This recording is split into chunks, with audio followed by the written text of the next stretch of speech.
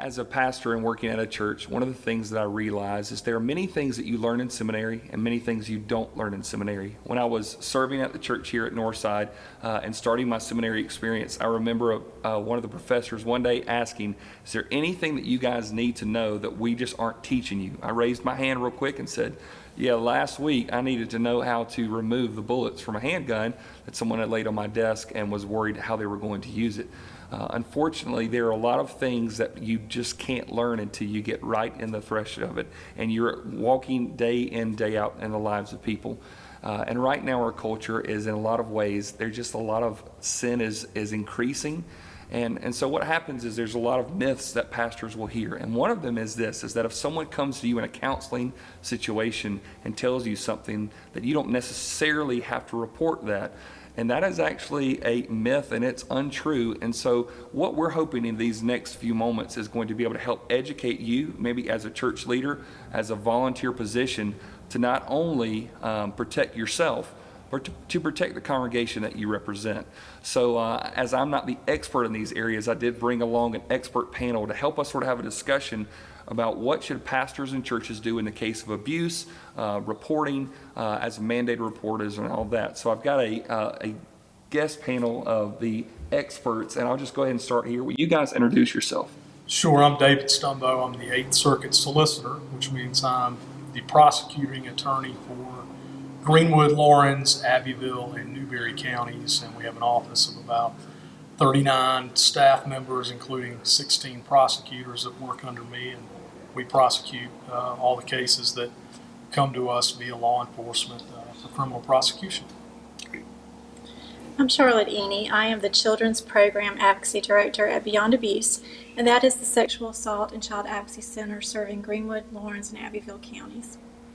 And my name is Robin Smith. I'm the Greenwood County Director for the Department of Social Services. And as you guys in your roles, what I think I've talked to probably each of you about in some ways, that's very different. In a case of abuse, when it happens, with a family or any type of situation, each of you will deal with different members of those involved in it. You're going to work with one, you two will work with different ones. And in some ways, the church or a pastor sometimes has to deal with all of them, the victim and also the one who is the criminal, and how we do that. So that's why I'm so thankful that we can have your panel of discussion here. Well, we want to talk just first and foremost, like, what is abuse? First and foremost, like, how would you define it? And what does that look like? And so, Robin, I'll start with you. How would you define child abuse? Okay, the Department of Social Services defines abuse. We have neglect, also, and harm that occurs on a child, that it can be internally, externally, but it inflicts some sort of harm on the child. And so when it leaves bruises or emotional scars, it can be just like we were talking earlier about how some people say things to their children, and they keep harping on it. That does emotional damage, to the child. So anything that inflicts any type of harm on a child, we consider abuse. Great. Charlotte, this would be for you. Will you define for us what sexual violence would look like? Sexual violence is any type of unwanted sexual contact or sexual contact where the person it occurs to cannot give consent. So that would be if the person is physically or mentally incapacitated and can't make decisions for themselves, or they're too young because they're under the age to be able to give consent. Great. And obviously in a church setting, out in the community setting, there's a lot of that's happening all across in both areas: child abuse, sexual violence. One of those things that's always difficult, you can easily spot when if you see physical abuse and someone steps across the line, like people can say, I see that. One of the issues that's hard to tell sometimes is the verbal side of things. We've all been there. We're in a store somewhere and we see a parent talking to their child and things are getting escalated.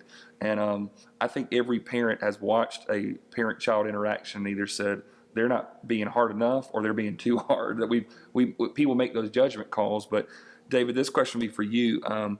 Would you say that verbal child abuse would be classified as abuse? It can be, Travis, and it depends. I think sometimes that may be in the eye of the beholder what verbal abuse is. And that's why that question's a lot more difficult Obviously, if you have someone physically abusing a child or sexually abusing a child, there's no question if that's what's going on that that's abuse.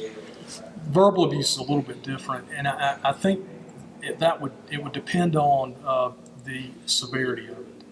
If you have obviously we're all parents. I'm a parent of 4 myself, and so there's times where we raise our voice to our kids for a variety of reasons, and may say things that maybe we shouldn't say, and we have to apologize to them later. But I think where the line would be crossed is if you as a church worker see something going on in church where a parent is just all over their kid, berating them in a very loud manner, and you see that child just really being affected significantly by her. Does that make sense? And I know that's that's not a black and white answer. There's probably a sliding scale of what's verbal abuse and what's not. But here's the bottom line.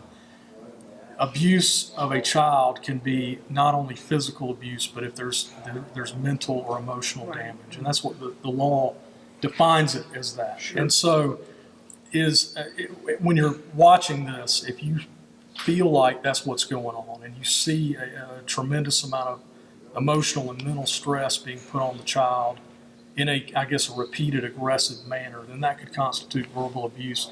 And I think it should be reported under the statute. And I think it's a little bit more of a judgment call on whether it crosses that line or not. Right. But certainly, I think if you're asking the question, you're probably in a position where it's happening. Yeah. If you're asking that question. And so if you're asking that question, sometimes it's best to just report. Not necessarily going to result in someone being taken to jail. If it's reported, the assess may look into it, an officer may come speak to the parties and kind of feel out the situation. If they don't believe it rises to that level, then they're just going to make a report of it, and then that's going to be the end of it. It's better, I think, to be safe than sorry, though, if you're asking that question on whether it's crossed the line or not. It's a great point, because it can be one of those things that you think, well, it could be worse or it could be better, but at the end of the day, like, if you're asking the question, you need to let somebody who's a little bit more prone or experienced in this area make that judgment call and not make it yourself. Correct. Yeah. Robin, let's start there. At what point, as a pastor or a church leader or a volunteer, would you say this is a crisis situation that needs to be reported? Okay, well, what we really want people to understand is that the Department of Social Services is not asking them to make the judgments as to whether or not it occurred. But if they suspect that something has taken place, then we're asking them to call and report it. And then DSS will make the decision as to whether or not, according to our protocol and all that we have, as to whether or not abuse actually occurred. Gotcha. So you guys would not be annoyed with someone saying, I'm worried this might be happening, I'm not sure, that you guys make that call and don't. Yes. Okay. That burden should not be put on any pastor and any volunteer, at all. Just like David said, we'll make that judgment call. That would not be for them, to decide. So we don't want them to think that they have to say, oh, well, this is because, or anything like that. Sure. We have a list of questions that the intake worker, asks to try and get the information to determine whether or not, abuse actually occurred. And then we have different risk matrix, that we also go by as well. And I think that's a great point. If I could piggyback on what Robin said, I mean, these guys at DSS in particular have a broad base of what they're seeing on a day-to-day basis, and they have a pretty good sense to discern what are the truly abusive situations and which ones are ones that just need to be reported, addressed, and then that's the end of it. So I think that's a great point. When the question's asked, go ahead and let those that are dealing with this stuff on a daily basis make that judgment. Right. Sure. And I think also, the phrase "better safe than sorry." Nobody wants on their conscience to be able to open up the paper one day and see something that happened and go, "I could have prevented that had I just made the call and done things within my area of responsibility there." And so I think that's very wise advice. Charlotte, what are potential abuse scenarios that could be seen within a church body? With our agency, we deal with sexual violence and sexual abuse. So some of the things that could happen is that within a family, there could be a child that is being sexually abused by parents, by extended family members, by other people in the community. So it's something that could be happening to a family within the church. It could be happening between parishioners in the church, because when you come together in any type of social setting, you're doing activities, there's a chance of someone preying on another person. So it could be something that happens between the parishioners. And we do have situations where you have staff or volunteers within church who are abusing parishioners as well. So any of those situations could happen within a church setting. And as a church leader, you always get burdened because you feel like there's all these hurdles people have coming to church, coming to God, that you don't want to add one extra one to it, obviously. But there's so many stories that you hear about through churches and different things like that, that abuse can happen within the confines of a church family and church body, that it's just one of those tragic things that, but yet to bring it to light is more important than try to sweep it under the rug and not address it. And I think a lot of times we want to think that there are places in our society that abuse just doesn't happen. And the reality is it can happen anywhere. Anyone could be a victim. Anyone could be a perpetrator. So even if they're a respected person, they're a volunteer, they could still be perpetrating abuse against another person. And most of those, if I could comment even more so, most of those happen with people that they know. People that I go to church with, my family that I live with, my aunt or uncle, so they know, normally they know who the perpetrator is. Well, and quite frankly, a lot of the really, I guess, the most prolific of pedophiles in particular, and this is pretty well documented, they are the ones that blend in the best. Mm-hmm. They know how to go to the places that no one would suspect this is going on, whether that's becoming a coach or a scout leader or a youth group leader. All those things are we just need to make sure that, as Charlotte said, that we have our eyes open and we're paying attention, because it can happen anywhere, including a place, in the Lord's house. Mm-hmm. So we need to be cognizant that it could happen anywhere. I had a conversation with a state DSS worker recently, and she made a comment to me that really opened my eyes to something, where she said, years ago, America did a very good job of teaching stranger danger. For kids to run away from the strangers and to make sure you don't open the door, and kids get that. The problem is strangers aren't the problem anymore. For a large part of what you will see is those people who have an existing relationship. It is the rare case, from what I can tell, of just the random person that never met anybody on the side of the road, and it happened. It's normally within the context of relationships. Is that accurate? It's very yes. accurate. Okay. Yes. And yes. It's especially accurate in sexual violence situations, because we find that the person who is sexually assaulted, really they know their perpetrator, and most of the time it happens either in the home of the victim, the home of the perpetrator, or within a 1 mile radius of their home. So it's not something that is out in the back alley in the dark when you're going to your car. The most common situation happens in the person's own home, with someone they trust well enough to invite into their home. Well, and it's one of the reasons why children who are being abused very often accommodate it. It's called accommodation syndrome. And Charlotte and I have talked a lot about this. In fact, I've had her on the witness stand a few times testifying as an expert in court about this phenomenon, where a child most of the time doesn't really know how to contextualize what's happening, because it's someone they know and trust. And they don't disclose it to someone else because they either don't want to get the person in trouble, or they don't really know what's happening. So that is extremely accurate. I'd say probably 99% plus are trusted relationships. I mean, we still do have the horrific situation where there's a stranger kidnapping, abduction type thing, but that is extraordinarily rare today. Well, let me ask you, David, have you seen child abuse or sexual violence that happens outside the church but has been reported by church staff, by a pastor, by a volunteer in the church setting? We have, and in fact, that's something that pastors need to realize. Just because it did not happen within the physical property or building of a church, they're still obligated to disclose and report when they're told of an incident that happens, in the church setting, even if it's someone else's house. Sure. So that's very important to remember. It's not an out for church staff member to say, well, it didn't happen here on the church grounds, so we're exempted from having to tell. And as long as they know about it and it's going on, and they're in a position of that they're on this list of people that are mandatory reporters, which pastors, teachers, counselors are, youth group leaders, then they need to disclose it. So awareness just implies accountability for this. It's just that if you know about it, you need to do something with that information. Once you're made aware of it and you have the information, you have to report it. Okay, great.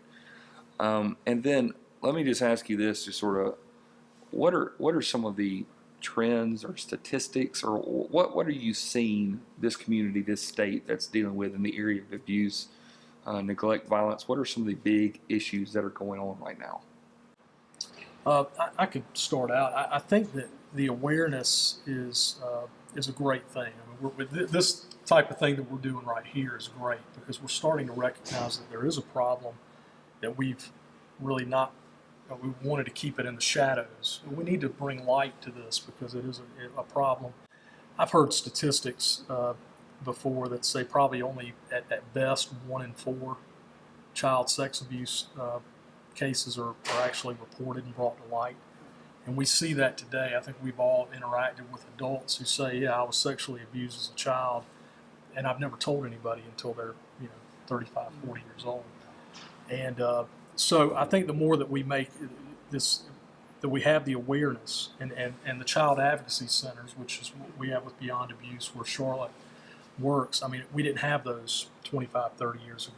And when law enforcement got a report of child sex abuse back in the day, it was, these old crusty cops didn't know how to work a child sex abuse case because they had a hard time communicating with maybe a 5 or 6 year old child who had been abused. I'll tell you what's encouraging to me is having an agency like Beyond Abuse in our community now. We have child advocacy centers that are like Beyond Abuse all over the state and all over the country now, that are able to interview children in a forensic setting and get to the bottom of what's happening and get to the truth. We didn't have those tools available to us, in years past. So that is an encouraging thing, that we're now aware of the problem, and we have organizations, nonprofits that are there to partner with law enforcement and prosecutors like me to make sure that the bad guys are held accountable for what they're doing, and that we can give the resources we need to the victims as well. And I know for the Department of Social Service, we're actually starting to see an increase in sexual abuse cases, to where children are starting to come forward and disclose.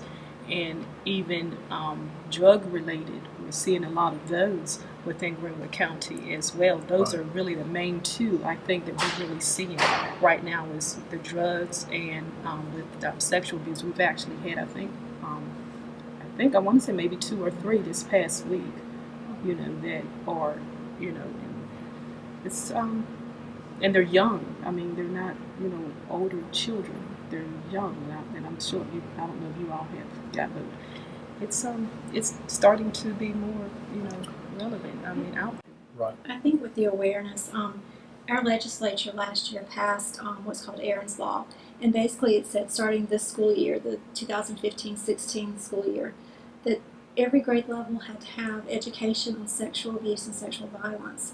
And so we're getting information out to kids where maybe before all they had was what was going on in their home setting, and they didn't know what was going on wasn't normal. And now they're giving age-appropriate information to say what okay touch is or not okay touch is, or who it's safe to tell. And we're also doing mandatory reporter trainings with teachers, because if they have children in the classroom, they need to know what to look for, and they need to know if they have a suspicion that they're a mandated reporter and they need to make the report. So, it's encouraging that we have more people who are more aware, that more information is getting out there, but that's also going to mean more reports are going to come in. And hopefully those are going to be positive things. They're going to be positive interventions for these children and these families so they can get help. Right. Not only more reports, but hopefully more positive outcomes when it is reported. Because I can say in years past, I've seen it in the world I work in. Prosecutors have always known that these are, particularly child sex abuse cases, are some of the most difficult ones to prosecute and get convictions on, because you have a child who We probably don't have physical evidence because they've delayed reporting, because that's normal. So the better we're able to get the story of what happened out and prepare the child to be able to sit on a witness stand and tell what happened in a safe way, has increased our chances of making sure that the perpetrator is held accountable. I think what's unique, and maybe this is it's a tragedy, honestly, but as a pastor, there's a lot of times in a counseling situation that I'm speaking with someone and trying to unpack some of the issues that they got, some of the baggage that they're walking with, and they'll say, well, let me tell you something that happened 30 years ago, or 40. I mean, it blows my mind how often I hear about abuse, neglect, sexual violence that happened in people's past, but like you said, years ago, you just sort of brushed it under the rug, you kept your mouth shut, because a lot of times the people who have been abused feel like that they don't want to upset anybody else, and they don't want to, and they feel dirty, they feel like they've done something wrong, and they feel guilt, and so they keep it to themselves. And what's so dangerous about that is, and just I think the human heart, when you are hurt by someone, abused by someone, you start keeping people out, and that translates to every relationship, even relationship with God. And so I think what we're wanting to do is at churches and have those pastors and shepherds to be able to say, this is a safe environment. God can care for you. We can care for you no matter what the situation is. But we got to know. We need to know. And then once we know what we need to do with that information. And even though it may be more cases, the sooner we know, then the sooner we can get them into contact, with Charlotte and, them at Beyond Abuse, because they can heal from that. That's right. They can heal from that. The sooner, the better. And even regardless to age, just being able to get that, being able to talk about it and having the right people there to be able to discuss that with them and to help them to process it. Even as young as they are, they have all the tools at Beyond Abuse that they need for whatever age child, that they're able to help them. And they not feel guilty, oh, well, it was my fault, or it felt good, and so they didn't say anything because the touch felt good. So, we greatly appreciate, Beyond Abuse, definitely. And also, if you have parents who were abused or they were raised in an environment where they were not protected, they may not know how to do that for their children. So being able to give them tools so that they can then know what's okay and not okay for their children, put steps in to protect their children, and then work on healing both their child and themselves. Well, and the church can be a partner in that. Yes. I think that's a great point. I mean, obviously we're with nonprofits and government entities here that we have a certain role that God's put us in. Mm-hmm. And my role, my role is really to bear the sword. Yeah. Okay, but as a believer and someone who cares about people and wants to see people heal, I want to see, Christ really work in a situation and see healing brought through that. So I think the church can be that partner with our agencies. We can do what our job is, which is to make sure that there's accountability and make sure that it doesn't happen again to someone else, or this perpetrator can't reoffend or re-abuse children. But I say this all the time. We need the church. I mean, we need the church involved with what we're doing on the government side too, because the healing aspect, the church can play a major role in that, to say, okay, here's what God says. Yes. And so, I'm really encouraged to see Northside right now, and hopefully other churches, this will just grow, to have this mentality that, okay, a church is, we don't just hand it off to the government entities or the nonprofit expert and say, okay, we're washing our hands of it. And I think, the church can really play a strong role in pastors to continue to provide counseling and support, biblical counseling, which is great, that maybe walks lockstep with some of the counseling they're getting with some of the government entities. So I think the church has a big role to play in the healing part.